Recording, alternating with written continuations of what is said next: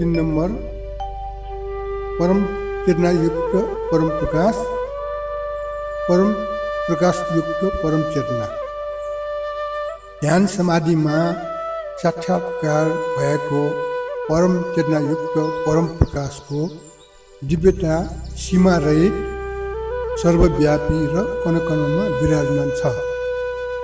यही परम प्रकाशबाट नै ब्रह्माण्ड समेत दिव्य रूपले प्रकाशित भइरहेको देखेका थिए।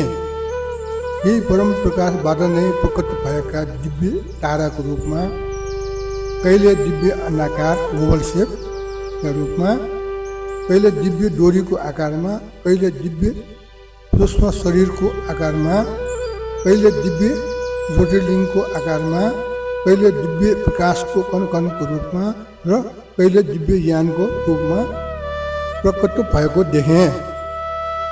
यो चेतनायुक्त दिव्य प्रकाश एउटै आकारमा मात्र नरहेर भिन्न भिन्नै आकारमा प्रकट हुने भएकोले निराकार भनिएको हो।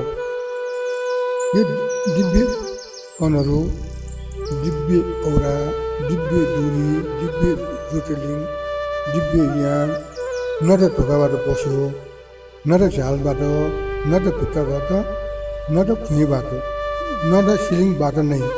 यो त कोठाको बीच खाली ठाउँ परम प्रकाशको पृष्ठभूमिबाट नै भिन्नै